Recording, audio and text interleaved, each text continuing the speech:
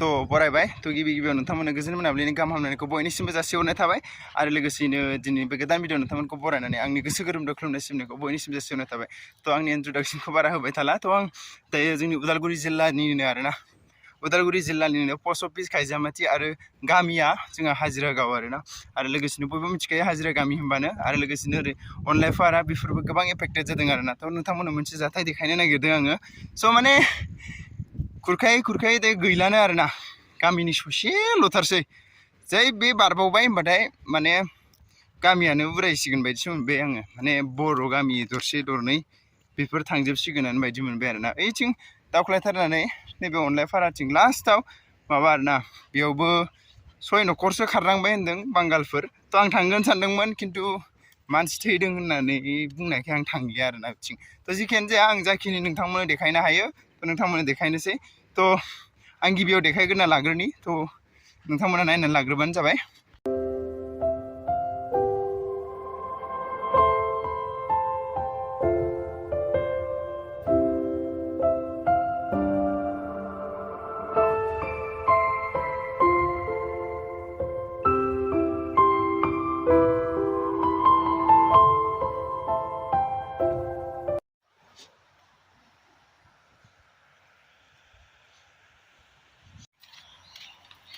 बेनो दै बैजोंसोमोन गोदो नैबेनो आइस' नैबे मोनफैखाबायानो बे मोनफैखाबायबालाय नैबे लामाया बारनो बेसेबांथो गोबाव दंबावो न'आ नैबेयावनो ओमफ्राय बेनिफ्रायनो ओरै बर' गामि गोजा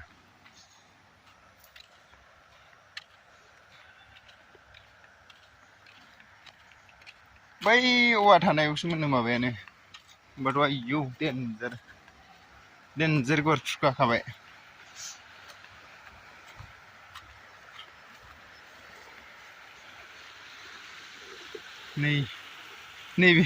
नैबेनो न' नै ओमफ्राय नैबेसिम मोनफैखाबाय दैया होमबा बेसेबांथो बोलो नांबावगौ आरो बैजोंसो मोननो औवा बिलाइजों ओमफ्राय नै औवा बिलाइनिफ्राय नैसिम खुरखानो हाखाबायबालाय बिनिफ्राय बेसेबांथो गोजान दंबावो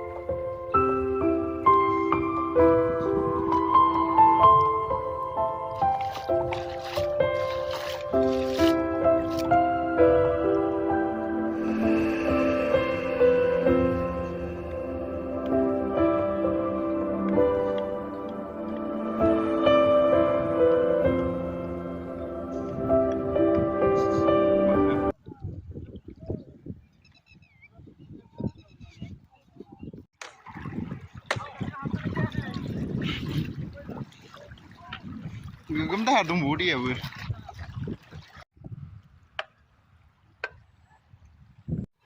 बेनो जोंहा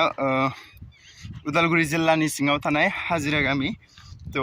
बयबो मिथिखायानोदां स' जिखियानो जाया मानो नोंथांमोना नायबानो जाबाय तो बैयावथ' डाइरेक्ट लामायावनो मोनहैखाबाय एसेल'थारसै नोंथांमोना नायबानो जाबाय तो बे दैया बबेनि होननानै सानगोन आरो गोबाङानो तो नोंथांमोना एमजे बिथांनियाव नुदोंमोन ना तो गलन्दि दै होननानै तो बे गलन्दि दैयानो बे खिथुउनथिं माने बोहैबोनाय दै आरोना जोंनिथिं बेखौ राहा होननानै मिथियो स' नोंथांमोना नायदो नैबेयाव नाय स' बेयावबो नैबे लामा मोनखासिगोनानो नैबे बारा गैला दैया नोंथांमोना नाय स' फुरा बैसिम मोनहैबायानो होनखाबाय नै बैयावथ' लामा मोनहैखाबायानो एक्सुवेलि लामा बारबाथाय आरो न' मोनहैनो आरो जेबो साननांगौ गैला होनना सानखादों आरोना नै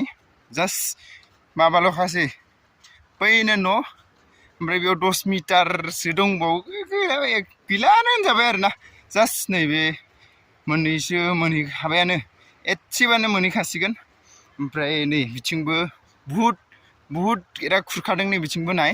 थ' मबाइलनि भिउआव माने नोंथांमोना एसे माबा नुनो हागौ आरो ना फिसा नुनो हागौ मबाइल भिउआव खिन्थु खाथियाव नायब्ला बुहुद गिदिर आरो ना थ' बिथांमोना फोरमायनाय बायदिब्ला नैबेजोंसोमोन आरो ना नैबे फिसाजोंसोमोन बे दैया गावस्राबोनानै ओमफ्राय नैबे औवा गोग्लैना थानायनि एसे सिगां जों खारोमोन अब्ला सानना नायदो खनसे दैबाना फैनायावनो बिनिफ्राय बैसिमहालागै माबानानै दं आरो ना खुरखालांबाय होमबा 100 मिटारसोआनो जागोनदां न'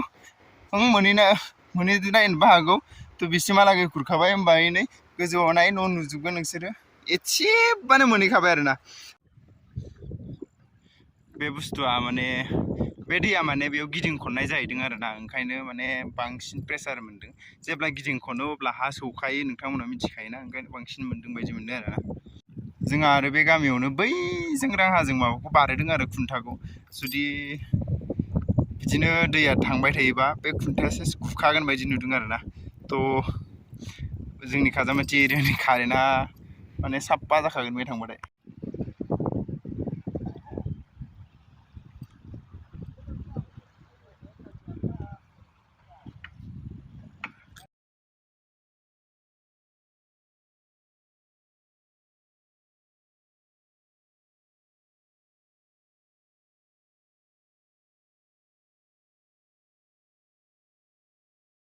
थ' बास बे भिडिअखौ आं एसेयावनो फोजोबनो सानबायमोन नाथाय बेफोर जाथायफोरखौ नुनानै फंनैसो खोथा बुंनो नागिरदों आरो ना बुंनो लुबैदों जे जोंनि उदालगुरि जिल्लानि मानगोनां सार बिथांमोन जायफोर बिबानाव दङ जायफोर सोरखाराव दङ थ' बिथांमोना बेयाव थांनानै एसेबाबो नायगोन नायनानै बिथांमोननि हाल सालखौ खबर लागोन आरो लोगोसेयैनो माने